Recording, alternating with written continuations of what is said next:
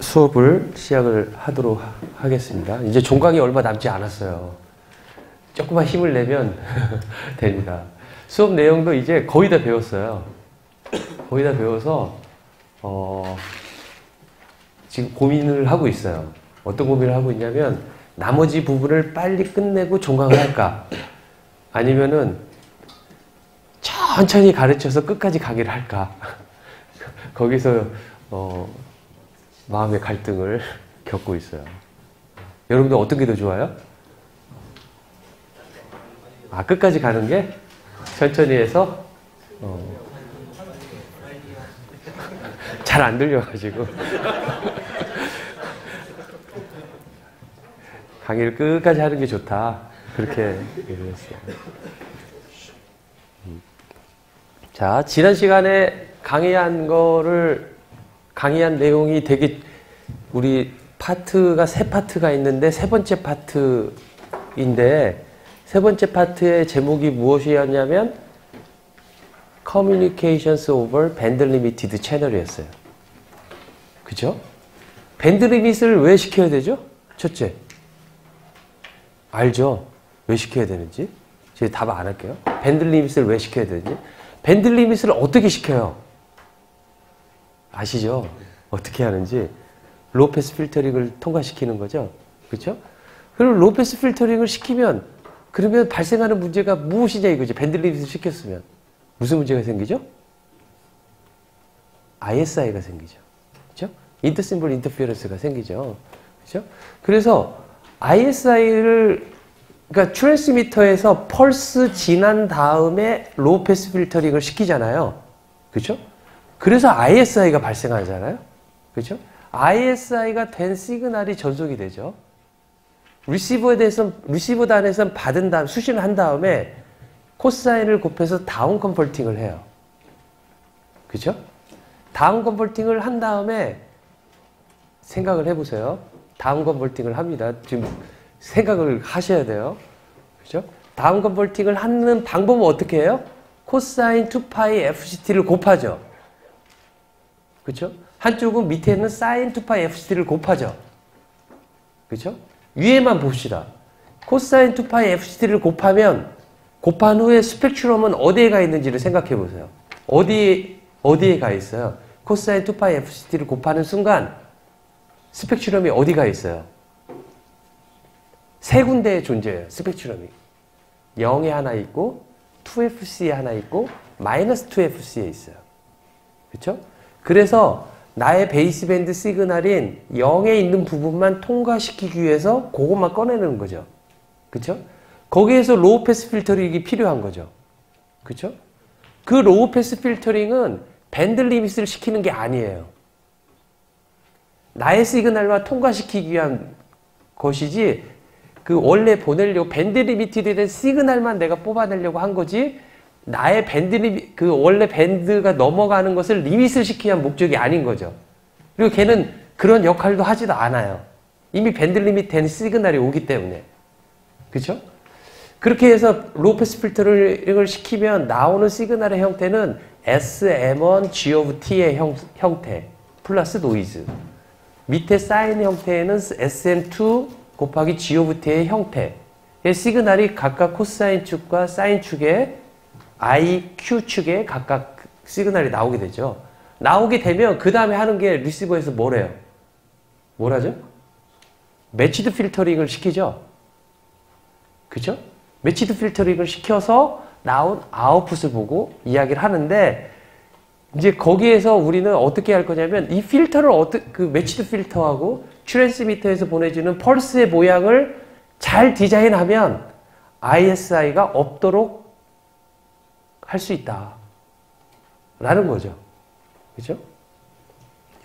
중간에 있는 밴드 리밋을 시키거나 그건 우리가 할 수 있는 부분이 아니에요. 시켜야만 하는 거죠. 그러니까 ISI는 피할 수가 없지만 매치드 필터의 아웃풋에서 매 시간 t마다 샘플링한 그 값이 ISI만 발생하지 않으면 되겠다라는 거죠. 그죠? 그 조건이 무엇이었냐면은 나이퀴스트 컨디션이었던 거죠. 그죠? 나이퀴스트 컨디션은 그래서 무엇이었냐면 트랜스미터에서 보내는 펄스의 임펄스 리스판스를 G of T라고 하고, 그렇죠? 그 다음에 로우 패스 필터 하는 것을 C of T라고 하고, 리시버에서 매치드 필터를 G of 캐피탈 T 마이너스 T, 그 캐피탈 T는 심볼 듀레이션을 말하는 거죠. 그렇죠? 그거의 세 개의 컨볼루션인데 그거를 풀에 트랜스폼하면 G of F 곱하기 C of F 곱하기 G of F의 컨주게이트에 T만큼 가 있는 부분이 페이즈 2의 마이너스 J2파이 F, TF로 나타나는 거죠. 그죠?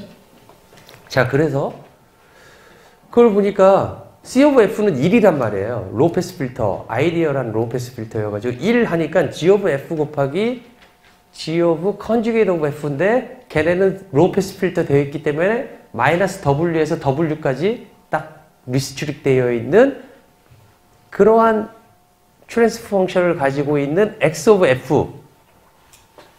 F를 찾아내면 되는데 ISI가 제로인 컨디션은 이렇게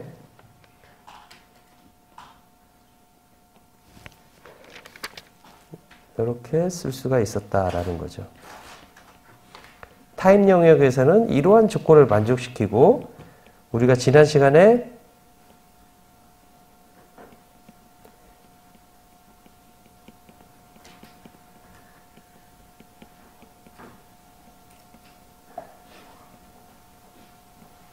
증명했던 거는 요거였죠.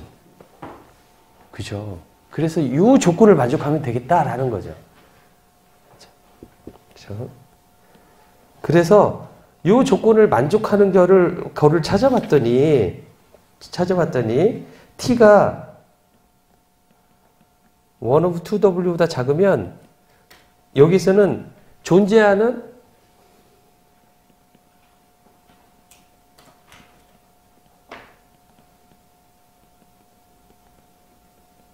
나이퀴스트 펄스는 존재하지 않아요. 이거를 만족시키는 펄스가 존재하지 않는 거죠.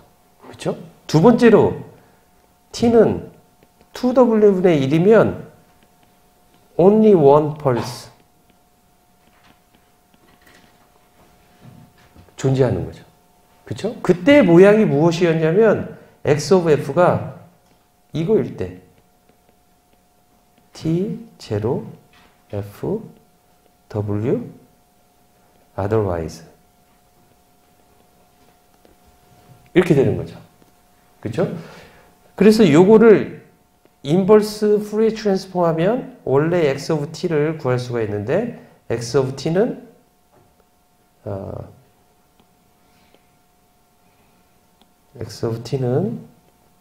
파이 T 나누기 T 사인 파이 T 나누기 T. 그래서 우리는 이걸 싱크 T over T라고 쓸 수 있겠다라는 거죠. 그쵸? 요게 T는 2W분의 1을 가지고 있는 이러한 펄스가 되겠다라는 겁니다. 그 다음에 세 번째로 T가 2W분의 1보다 클 때는 there exists many X of F. 많은 X of F가 존재할 수가 있어요. 그죠? 많은 X of F가 존재할 수 있어요. 예를 들어 이런 모양도 가능한 거죠. 이렇게 했다가 이렇게 사다리꼴 형태로 넘어가는 거죠. 그 다음에 여기서 이렇게 그 다음에 이렇게 여기가 T고 여기가 W고 그쵸? 여기가 T분의 1 마이너스 W고 여기가 T분의 1이고 이런 식으로 여기가 마이너스 T분의 1 플러스 W고 여기가 마이너스 T분의 1이고 이런 식으로 여러 가지 모양이 무수하게 많은 모양이 존재할 수 있다라는 거죠. 그렇죠? 여기에서 T는 2W분의 1이고 그렇죠? 여기에서는 T가 2W분의 1보다 크다라고 하는 거예요. 그렇죠? 밴드 리밋은 W로 마이너스 W로 한정되어 있는 거죠. 그렇죠? 자, 한번 이거를 이해를 하기 위해서 한번 생각을 한번 해볼게요.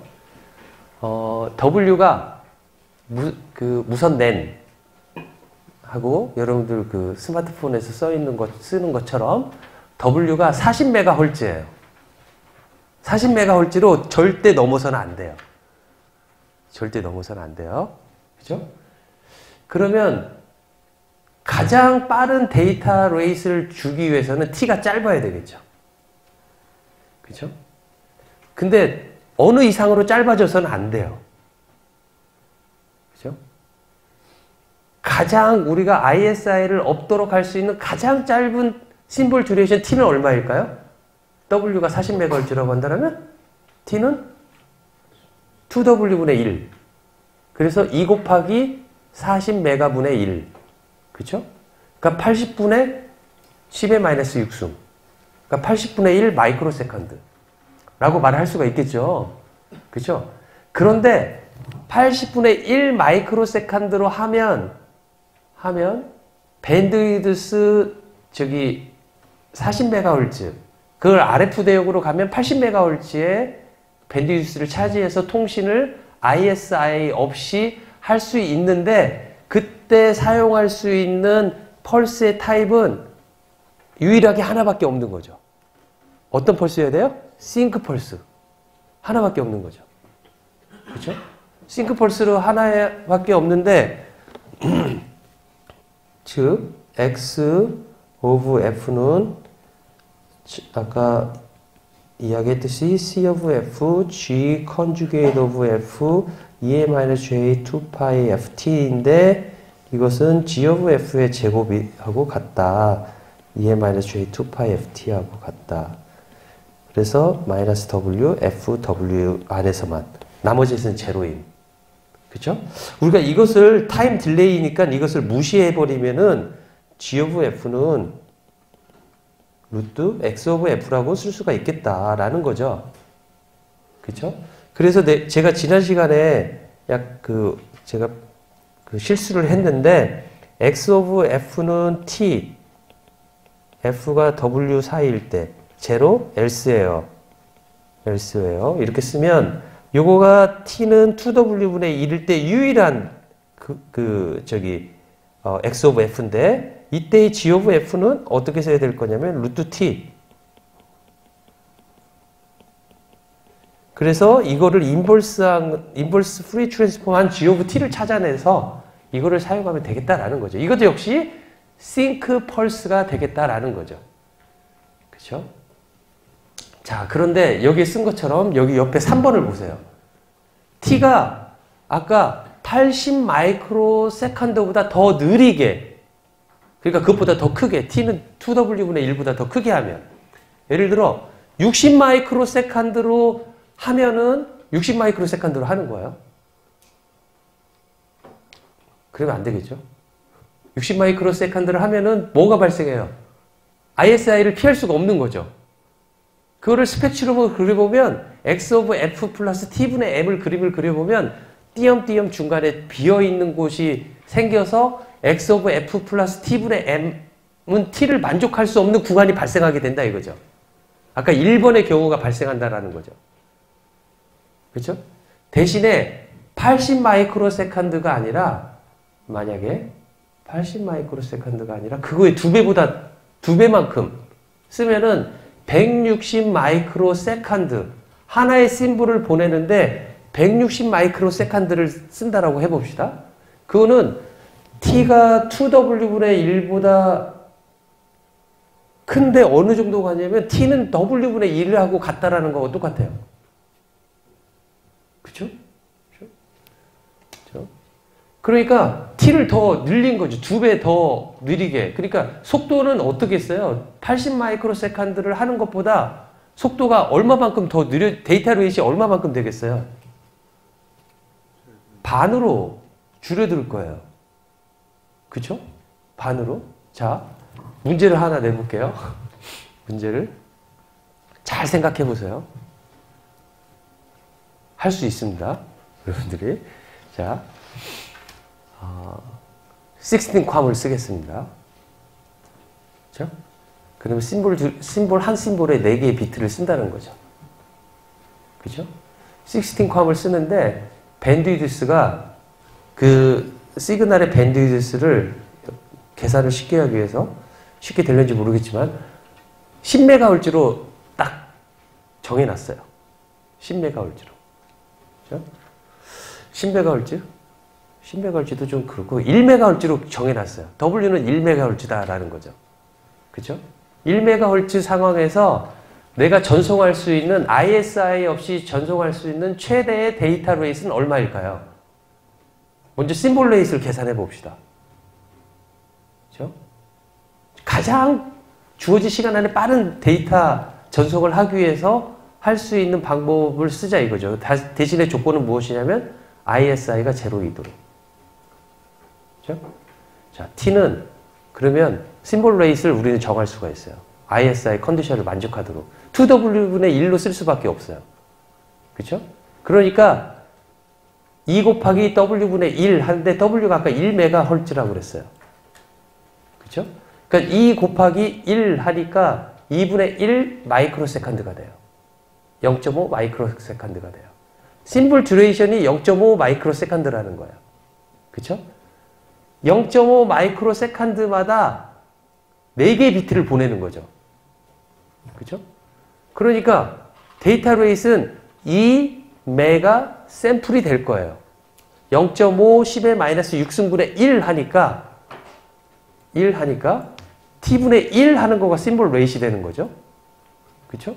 그러니까 t가 0.5 곱하기 10의 마이너스 6승이었기 때문에 그것을 역수를 취하면은 2 곱하기 10의 6승 심볼 퍼 세크가 되겠죠. 그렇죠? 2 곱하기 10의 6승 심볼 퍼 세크인데 한 심볼당 4개의 비트를 보내기 때문에 8 곱하기 10의 6승 즉 8Mbps가 ISI 없이 보낼 수 있는 최대 속도인데 데이터 레이스인데 그렇게 하려면은 펄스는 딱 한 가지만 써야 되는 거죠. 뭘 써야 되냐? 싱크 펄스. 그렇죠? 그런데 이제 그거를 조금 릴렉스 하기 위해서 어떻게 할 거냐면 T를 0.5 마이크로세컨드보다 더 데이터 레이스를 높이기 위해서 10메가 아까 8메가 bps를 보낸다고 했는데 10메가 bps를 보내기 위해서 T를 더 줄이면은 ISI는 피할 수 없는 거예요. 데이터는 막 받게 되는데 ISI 때문에 에러 확률이 막 늘어날 거예요. 잘못된 심볼 디시전을 내릴 것이다 라는 거죠. 그렇죠? 그래서 그렇게는 못해요. 그 대신에 이렇게는 할 수가 있겠죠. 어떻게 하냐면 0.5 마이크로 세컨드 대신에 그것보다 더 느리게 보내요. 그러니까 데이터 레이스를 포기하고 1 마이크로 세컨드로 보낸다라고 합시다. 1 마이크로 세컨드. 그러니까 T는 W분의 1이 된 거예요. T는 W분의 1. 나이퀴스트가 말하는 조건보다 2배 더 릴렉스가 된 거예요. 그죠? 릴렉스가 된 거죠. T는 W분의 1만큼. 그래서 1 마이크로 세컨드로 보내면 심볼 레이시 바로 1 메가 심볼스 퍼 섹이 되는 거죠. 거기다가 16컴을 쓰면 4 메가 bps가 되는 거죠. 아까 8메가 bps였어요. 즉 이렇게 뚝 떨어지죠. 데이터 렛이 두 배로 줄어든 거죠. 대신에 펄스에 대해서 내가 그 다양한 선택권이 있어요. 싱크 펄스를 안 써도 되는 거죠. 그렇죠? 여러 가지 펄스를 내가 만들기 편한 펄스를 쓸 수도 있어요. 다만 나이퀴스트 컨디션을 만족하기만 하면 돼요. 즉 x of f t 플러스 m이 그거를 쭉 그린 거가 t인 조건만 만족시키는 x of f를 찾아내기만 하면 된다 이거죠. 아시겠죠? 그런 x of f 중에서 가장 많이 쓰이는 x of f가 있어요. 지금 현재 우리 통신 시스템에서 거의 이것만 쓰고 있어요. 한 1990년대까지만 하더라도 2000년 초 전까지만 하더라도 유럽에서는 아직도 그걸 쓰기도 하는데 GSM 방식이라는 게 있어요. 지금 여러분들은 어떤 방식이라고 말을 하냐면 LTE 방식이라고 말을 하잖아요. 여러분 LTE를 쓰고 있어요. 근데 LTE를 쓰기 전에는 무슨 방식이라고 했는지 기억나세요? 아마 여러분들이 지금 대학생이니까 중학생 때쯤 핸드폰을 썼으면 그때는 무슨 방식이었다고 한지 아세요? WCDMA 방식이라고 그랬어요. WCDMA 방식이라고. WCDMA 방식이라고 했어요. 무슨 말인지 알겠죠? 그렇죠? WCDMA 방식 전에는 무슨 방식이라고 하는 줄 아세요? 그때는 여러분들이 초등학생 저학년이었을 때라고 생각하는데 그때는 뭐라고 한지 아세요? CDMA 방식이라고 했어요. 그냥 CDMA 방식. 근데 그때는 몇 나라는 CDMA 방식을 쓰고 몇 나라는 GSM 방식이라는 걸 썼어요. 서로 다른 방식을 썼어요. 그래서 전 세계가 통일이 안 돼 있었던 통신에 있어서. 그래서 우리가 유럽에 가거나 유럽에서는 GSM 방식을 쓰니까 우리 전화기를 가지면 안 돼요. 전화가 안 되는 거예요. 거기 방식이 달라가지고. 그 시대가 뭐냐면 2세대 통신이고 그 WCDMA 방식이 3세대 방식이고 지금 LTE가 4세대 방식인 거예요. 그렇죠? 내년부터 5세대 방식이 서비스 시작한다고 하잖아요. 그렇죠? 5세대는 이름이 LTE 하듯이 다른 어떤 이름이 있는지 알아요?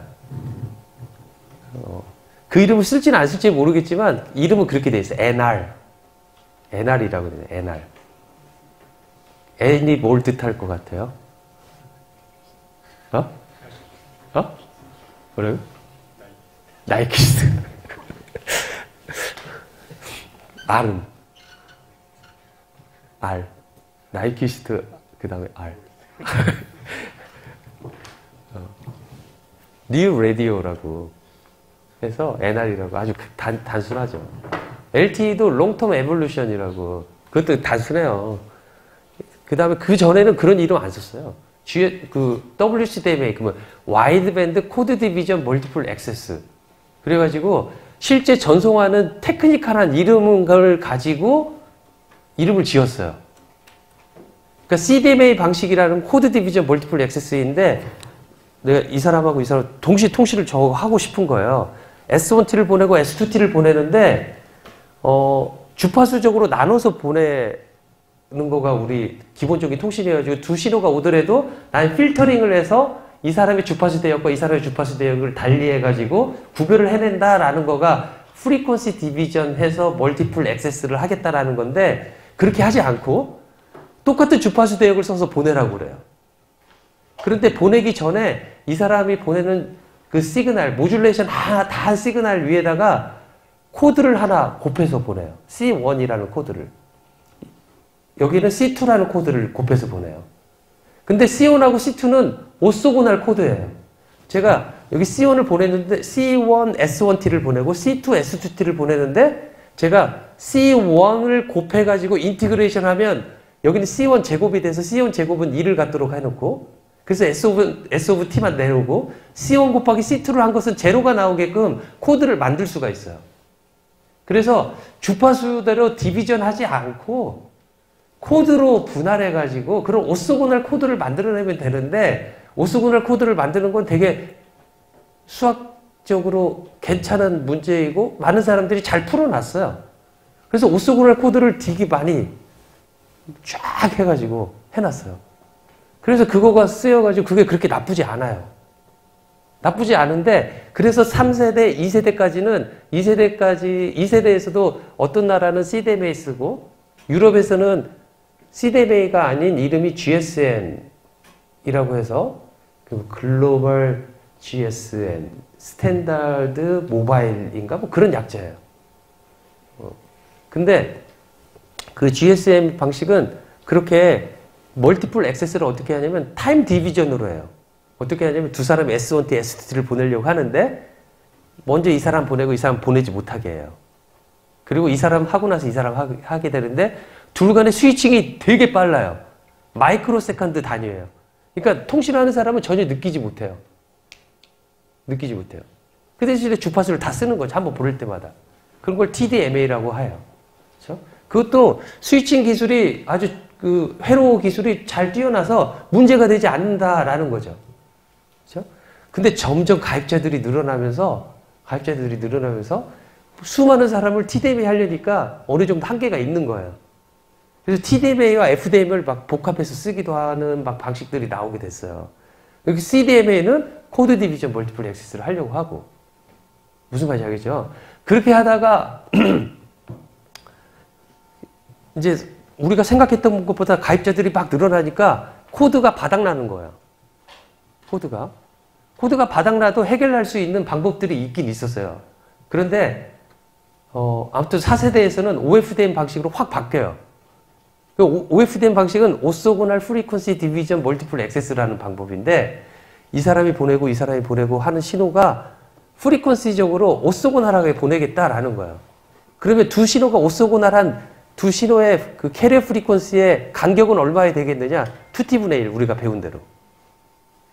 그런 식으로 하면 된다라는 거죠. 그렇게 하면 CDMA가 좋냐, OFDM이 좋냐 막 한참 싸웠어요. 그 시절에. 그리고 결국에는 OFDM 정말 좋아서가 아니라 회사들이 OFDM을 다 손들고 자기네들끼리 OFDM 하자고 딱 끝냈어요. 그 글로벌 표준을. 그래서 끝냈어요. 왜냐하면 CDMA는 모든 거의 특허를 한 회사가 거의 독점하고 있었어요. CDMA를 하는 순간 들어갈 여지가 없는 거예요. 그러니까 CDMA를 과감하게 버리지 않는 이상 그 독점을 하고 있는 회사의 그 모노폴리를 피할 수가 없는 거죠. 그렇죠? 그래서 기술적인 우위보다는 그런 방식에 의해서 4세대의 OFDM 방식이 채택이 돼요. 그래서 지금 5세대도 아마 OFDM 방식으로 확정이 돼서 쓰일 거예요. 거의 다 그 확정이 됐고 어떤 부분은 뭐 다른 걸로 쓰자 해가지고 몇 가지 좀 남아있는 것들이 있긴 있어요. 그렇죠? 자, 내가 무슨 말을 하다가 여기까지 왔는지 모르겠는데 이 말을 하려고 오늘 했던 건 아닌데 아까 여러분들이 원하는 대로 끝까지 오랫동안 수업을 하자고 해서 자, 그래서 ISI였을 때 저 이제 데이터 레이스이 되게 중요하잖아요. 근데 성능 또한 되게 중요해요. 성능 또한. 자, 싱크펄스를 한번 생각해 봅시다. 싱크펄스는 T는 2W분의 1이잖아요. 그거가 우리가 가장 빠른 데이터 레이스를 낼 수 있는 T예요. W는 법적으로 정해져 있는 거다라는 거죠. 아까 40MHz W. 그 다음에 블루투스 같은 경우는 훨씬 더 짧아요. 블루투스는 몇 킬로헤르츠밖에 안 돼요. 그러니까 블루투스로 여러분들이 통신하는데 한계가 있는 거죠. 그렇죠? 데이터 레이스이 그렇게 빠르지 않는 거죠. 그렇죠? 블루투스 같은 경우는. 그 다음에 또 무선 시스템이 뭐가 있을까? 블루투스 이거 뭐 해가지고. 그 다음에 뭐 직비라는 것도 있어요. 직비. ZIGBEE. 그런 시스템도 있어요. 직비도. 그것도 아주 로우 데이터 레이트인데, 그거는 이제 예를 들어 집에 검침기 같은 거 있잖아요. 뭐 그 가스 검침기, 뭐 전기, 특히 전기 검침기. 그거를 막 집마다 다니면서 그걸 체크하는 거가 힘드니까 걔네들이 있는 것을 무선으로 그 검침하는 사람이 무선으로 이렇게 지나가면 쑥 읽어드릴 수도 있도록. 그러니까 그 데이터만, 그런 아주 간단한 데이터만 보낼 수 있는 통신 표준을 만들어냈는데 그게 직비인데 그걸 이용해서 그냥 일반적인 우리 통신도 할 수 있게끔 이렇게 해놨어요. 그 직비라는 그 통신 것도 있는데 그거는 밴드위드가 더 작아요. 그러니까 로우 데이터 커뮤니케이션을 할 수 있는 거죠. 그 직비의 그 통신 방식을 이용해서. 통신 방식이 별게 아니라 T 값을 그렇게 만들어 놓은 거예요. W도 그렇게 만들어 놓고. 그렇죠? 그리고 우리가 쓰는 모듈레이션 뭐 쓰겠다, 뭐 했다, 해가지고 그렇게 만들어 놓은 거예요. 표준을.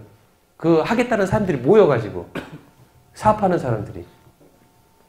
그렇죠? 그래서 그렇게 해서 했는데, T는 그래서 그 2W의 1이 내가 할 수 있는 가장 최소의 미니멈 펄스 듀레이션이다라는 거죠. 그것보다 더 작게 하면 ISI가 발생한다.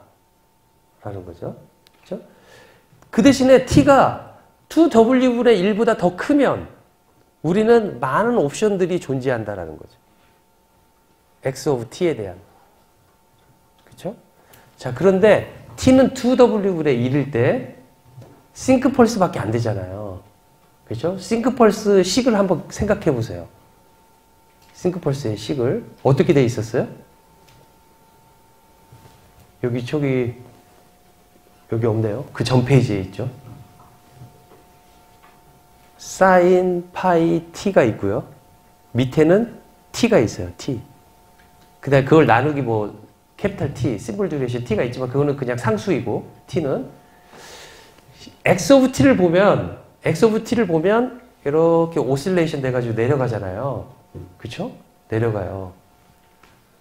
원래 사인 펑션이 있는데 사인 펑션이 분자에 있죠. 분자에 있잖아요. 사인 펑션이. 그런데 그거를 T로 나눠주니까 T는 T분의 1의 속도로 감소하고 있는 거죠. 그쵸? 그래서 t분의 1만큼 감소하는 그 레이트에 따라서 얘가 오실레이션이 이렇게 작아지는 거죠. 그렇죠? 그래서 한번 정의를 한번 내려볼게요. decaying speed. D-E-C-A-Y. decaying speed가 싱크 펑션은 얼마냐라고 하면 t분의 1이다 라고 말을 하겠다라는 거죠. decaying speed가. 그렇죠? decaying speed가 싱크 펑션은 t분의 1인 거예요.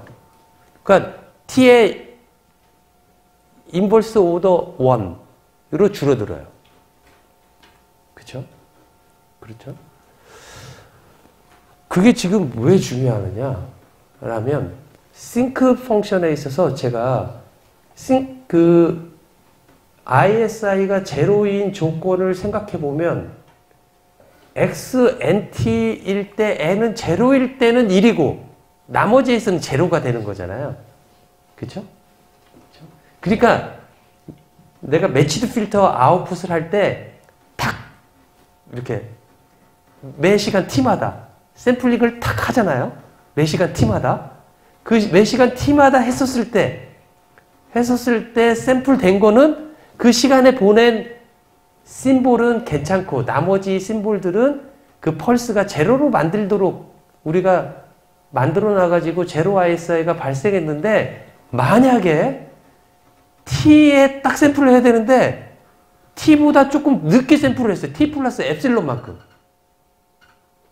그러면 딱 정확하게 t에서 맥시멈일 때 내가 매치드 필터 맥시멈일 때 딱 해서 제로 ISI가 되도록 했는데 조금 벗어났다고 생각해 보세요. 그럼 싱크 펑션에 여기에서 싱크 펑션이 있는데 0일 때 1 값을 갖는 맥시멈이 아니라 옆으로 가면 나의 시그널의 에너지가 조금 줄어들겠죠. 또한 더불어 ISI 신호가 존재하겠죠. 그쵸? 자, 그걸 그림으로 그리면요.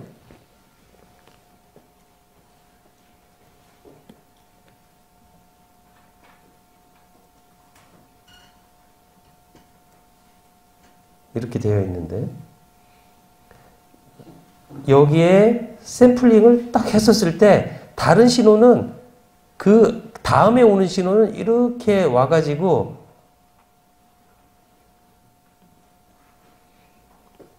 예를 들자면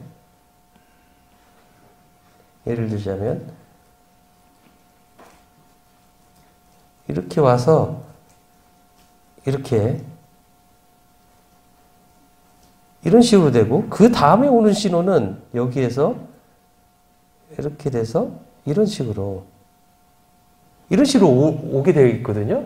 그래서 지금 나의 신호는 이것을 샘플링 했었을 때 그 다음에 오는 신호의 ISI 버전이 여기선 0이 되도록 만든 거단 말이죠. 그렇죠? 이 조건이 바로 XNT는 1, 0, N은 0일 때, N은 0이 아닐 때 이 조건을 만족한 펄스의 싱크 펑션을 썼을 때의 이야기를 지금 하고 있는 거다라는 거죠. 그렇죠? 그런데 지금 말을 한 것은 샘플링을 만약에 여기에서 했다고 한다면 나의 시그널 에너지는 이만큼 줄어들었고 또한 이러한 ISI가 두 번째, 세 번째 보낸 시그널의 ISI가 합쳐진 신호에다가 노이즈가 합쳐진 신호가 올 것이다라는 거죠. 그렇죠? 이해돼요? 이해됐어요? 무슨 말이지? 그쵸?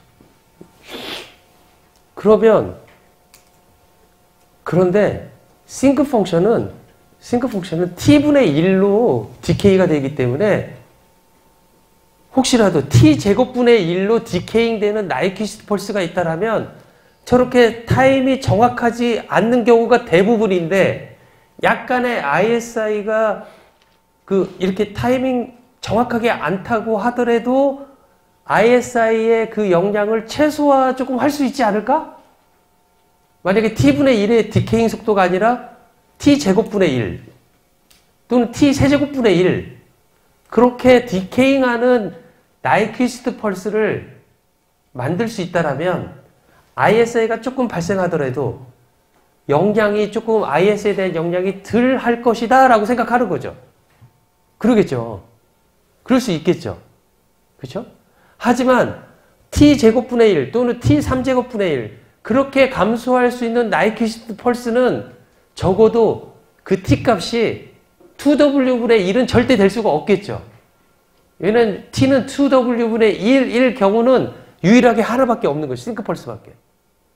그렇기 때문에 싱크펄스보다 더 디케잉이 더 크게 하는 오더가 2 또는 3가 되도록 할 수 있는 펄스를 쓰려고 한다면 싱크펄스는 절대 아니다라는 거죠.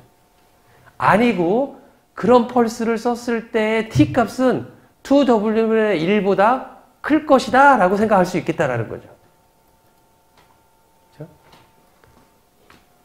그러한 펄스 중에서 가장 많이 쓰이는 펄스가 무엇이냐면 raised cosine 펄스다 라는 겁니다. 그런 펄스 중에서 가장 많이 쓰이는 펄스가 raised cosine 펄스인데 아까 그 말 하려다가 아까 GSM, WCDMA, CDMA 계속 그 이야기를 했구나. 맞아. 다시 돌아와가지고 그래서 3세대 WCDMA, LTE 그 다음에 지금 새로 나오는 5G, NR, New Radio 거기서는 다 raised cosine 펄스를 써요. raised cosine 펄스를. 그리고 T는 2W분의 1인 그 T를 쓰지 않아요. T가 2W분의 1보다 더 느린 펄스를 써요. 느린 펄스를. 그래서 옵티멀한 데이터 레이트를 쓰지 못한다 이거죠. 그러니까 데이터 레이트 측면에서 옵티멀한 펄스 듀레이션을 쓰지 않는다라는 거죠. 그렇죠? 대신에 레이스드 코사인 펄스를 쓰고 약간의 데이터 레이트 로스가 생겨요. 그렇죠?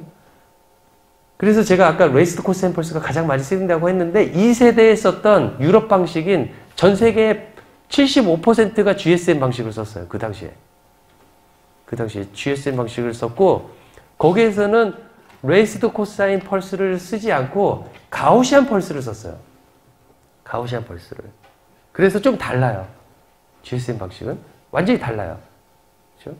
그래서 그 이야기를 조금 더 해보면 그러니까 90년대에 유럽은 처음으로 모바일 폰을 쓰기 시작했어요. 조그만 이러한 지금의 여러분들 스마트폰의 옛날 버전 혹시 옛날 버튼식 버전을 기억하세요? 이게 스마트폰 형식이 아니라 여러분들의 나이나 그 어떻게 했는지를 제가 잘 이렇게 동기화가 안 돼가지고 잘 모르겠는데 다 이렇게 번호 눌러가지고 이렇게 썼었어요 옛날에. 다 아는 세대인가? 네. 다 이렇게 번호를 눌러서 썼어요. 근데 그때 이제 2세대 그거가 이제 90년대 초에 나왔어요. 근데 여러분들이 번호가 누르는 거하고 내가 말하는 이 번호 누르는 거에 이 번호의 그 느낌이 다를 거예요. 그때 이렇게 꾹꾹 눌러야 되는 이렇게 좀 달라요. 더 옛날식이에요. 더 옛날식인데 그때가 90년대 초에는 유럽에서 시작됐고 우리나라에는 아직 그게 들어오지 않았을 때예요. 들어오지 않았을 때인데 그래서 우리나라가 걱정을 했어요. 고민이 무엇이냐면 세계 시장의 75%인 GSM을 쓸까? 아니면 25%밖에 안 되는 25%도 아니에요. 아마 80%가 GSM이었고 20%가 CDMA 방식이었어요. 20%인 CDMA 방식을 쓸까? 혹시라도 CDMA 방식을 써가지고 우리가 고립되는 게 아닐까? 그런 생각을 한 거죠. 그리고 그래서 GSM 방식을 쓰려고 했는데 우리나라 그때 통신 기술이 하나도 없었어요. 90년대에. 전화기를 만들지도 모르고 이 통신 이론 자체에 대해서 이해도 잘 못하고 그랬을 때예요. 이런 모듈레이션, 디모듈레이션 막 학교에서 조금 배웠던 시기지 실제로 이걸 만드는 회사도 그렇게 없었어요. 특히 무선에서. 그래서 어떤 방식을 쓸까 고민하다가 우리나라 CDMA 방식을 선택을 했어요. 그러니까 정부에서 선택을 한 거예요. 회사에서 선택을 한 게 아니라. 우리나라는 CDMA 방식을 쓰겠다 하고 국가적으로 개발을 한 거죠. 그 당시에. 그리고 그게 잘한 거냐 못한 거냐 라고 했는데 그때 그거를 선택할 수밖에 없었던 거가 GSM을 만드는 큰 회사들이 절대 GSM 그거에 대한 기술을 절대 주지 않는다. 그냥 우리 걸 사서 써라 라고 하는 거야. 근데 우리 그렇게 해갖고 그렇게 쓰는 나라가 많았어요. 뭐 남미라든지 막 그런 나라는 그래 우리가 포기하고 그냥 전화기 사와가지고 외국 거 다 사와가지고 쓰는 거지. 그런 거죠. 그죠? 자동차처럼 자동차 못 만드는 나라가 많잖아요. 그러니까 그냥 자동차 사가지고 자동차 쓰는 것처럼. 그죠? 딜러들만 있는 거죠. 그죠? 그러니까 우리도 통신도 어쩌면 딜러들만 있을 수가 있었던 거죠. 근데 CDMA는 미국에 있는 퀄컴이라는 회사 하나밖에 하지 않아요. 근데 그 회사가 20%를 독점하고 있는 거죠. GSM은 세계 시장이 80%인데 한 100 몇 개 회사가 나눠 먹고 있어요. 근데 다 같이 카르텔을 해가지고 더 이상 회사를 늘리면 안 되는 거죠. 그죠? 근데 CDMA를 하겠다니까 퀄컴에서는 너무 좋은 거죠. 한 나라가 더 추가가 되고 그러니까 우리가 알고 있는 거 다 알려줄게 그런 거죠. 그죠? 그 대신에 알려주는 대신에 우리가 쓰기 때문에 로열티를 계속 내는 거예요. 특허에 대한 로열티를. 엄청나게 로열티가 전화기 한 대 사면 뭐 반 이상이 로열티예요. 반 이상이. 우리나라 가져가는 회사에서 돈을 가져가는 데 얼마 되지 않아요. 그렇죠? 그런 세월을 다 겪고 나서 이제 4G, LTE 하면서 조금씩 이렇게 바뀌게 된 거죠. 된 거가. 아직도 통신 칩은 많이 우리가 못 만드는 부분들이 있어요. 아직도. 그래서 그만 잘 만들면 진짜 성공을 하는데 계속해서 조금씩 나아지고 있어요. 어쨌든 간에 근데 이야기를 왜 했냐면 레이스드 코사인 펄스를 그래서 레이스드 코사인 펄스가 대세다 라는 거죠. 다 쓰고 있다 라는 거죠. 레이스드 코사인 펄스는 아까 이야기한 것처럼 싱크 펄스에 비해서 어떤 장점이 있냐면 디케잉 되는 속도가 t제곱분의 1로 느려져요. 그렇죠? 아까 x of t는 t분의 t분의 사인 가로 열고 t분의 파이 t였어요. 그러니까 싱크 t분의 파이 t였어요. 그렇죠? x of t는 그렇게 되어 있는데 레이스드 코사인 펄스는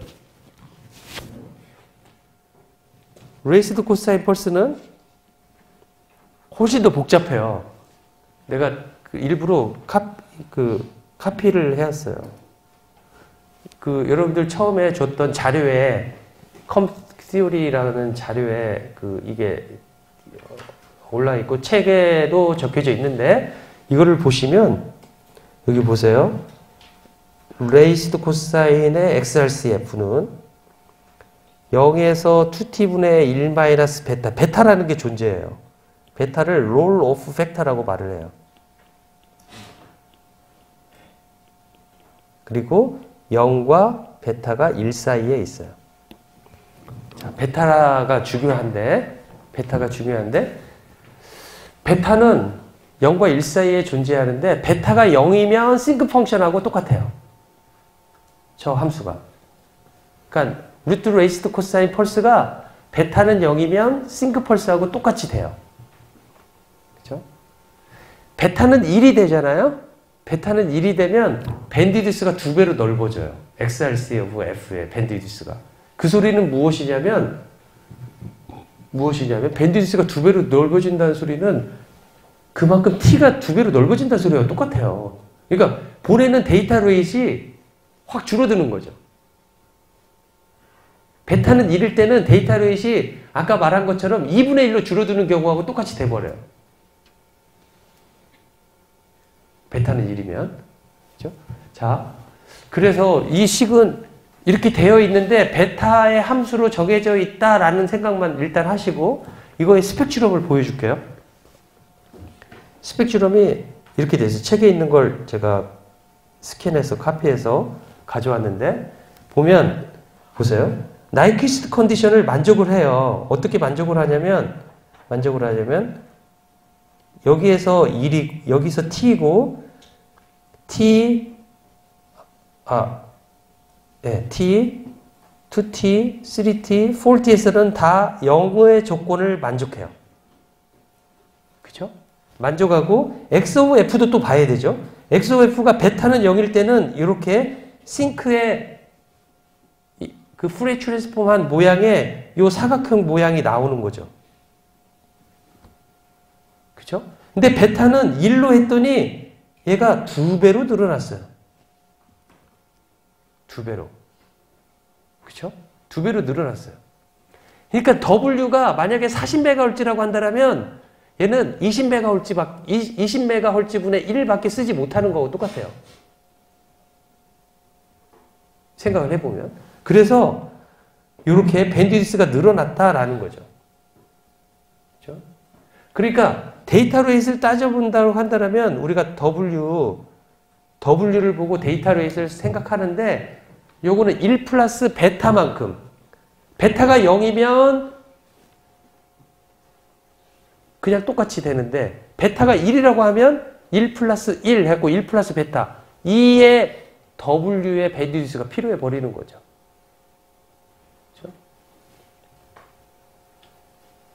그렇죠? 자, 식을 한번 다시 볼게요.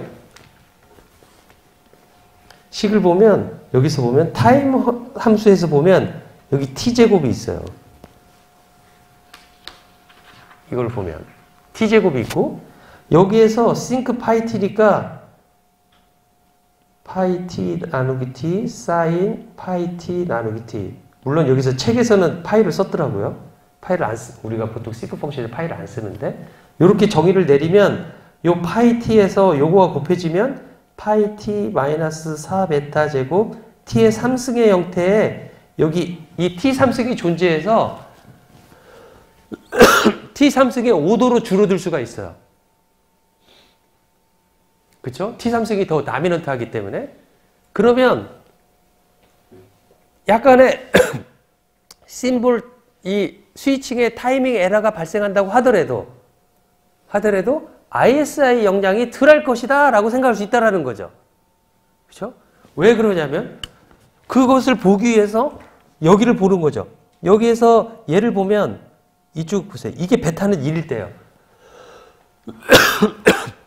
베타는 1일 때를 보면 첫 번째 사이드 로브가 훨씬 더 작은 값을 가져요. 베타는 1일 때는. 베타는 0에 비해서.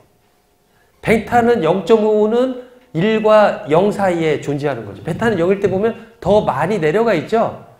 마이너스 쪽으로 더 내려가 있다는 건 작은 것을 하는 게 아니에요. 마이너스로 큰 값을 가지고 있는 거예요. 파워는 절대치를 취해서 제곱을 하기 때문에 위로 올리면 위로 폭 올라가요. 그렇죠? 그래서 베타는 1일 때는 ISI 역량이 적다라는 거죠. 그렇죠? 베타를 0으로 가까이 하면은 장점이 뭐가 있어요? 뭐가 있을까요? 베타는 0에 가까운 값을 취하면 장점이 뭐가 있을까요? 데이터 레이스를 빨리 할 수 있는 거죠. t를 더 작은 값을 할 수 있다는 소리죠. 그렇죠? 그런데 단점은 뭐가 있어요? 제가 감기가 들어가지고 지금 정신적으로 강의하고 있는 거예요. 베타가 0에 가까워지면 장점이 아까 무엇이라고 했냐면 데이터 레이스 빨리 할 수 있다. 왜냐면 t를 작게 해서 심볼 레이스를 더 작게 해가지고 주어진 시간에 더 많은 심볼을 보낼 수 있다는 거죠. 단점은 뭐가 있다라고 할 수가 있겠어요? 타이밍 에러가 발생하면 ISI 역량이 심할 수 있다. 라고 말할 수 있겠죠. 그쵸? 이제 반대로 베타가 1에 가까우면 단점이 뭐예요? 데이터 레이트이 그만큼 늦어진다라는 거죠. 왜? 심볼 레이트이 느려져가지고. t가 느려져가지고. 그쵸? t가 느려져가지고. 그러면 심볼 레이트이 느려져가지고 그 대신에 베타가 1에 가까우면 장점이 뭐예요? ISI 역량이 적다라고 할 수가 있겠죠. 하지만 그러면 얼마만큼 적냐? 라고 한다면 0이면은 t분의 1, 즉 오더 1으로 줄어들지만 베타는 1로 하면은 오더 3까지 줄어들 수가 있다라고 말하는 거죠. 그렇죠? 그렇게 말할 수 있겠다라는 거죠. 그렇죠? 그 차이점을 여러분들이 명확하게 알고 있으면 좋겠다라는 생각합니다.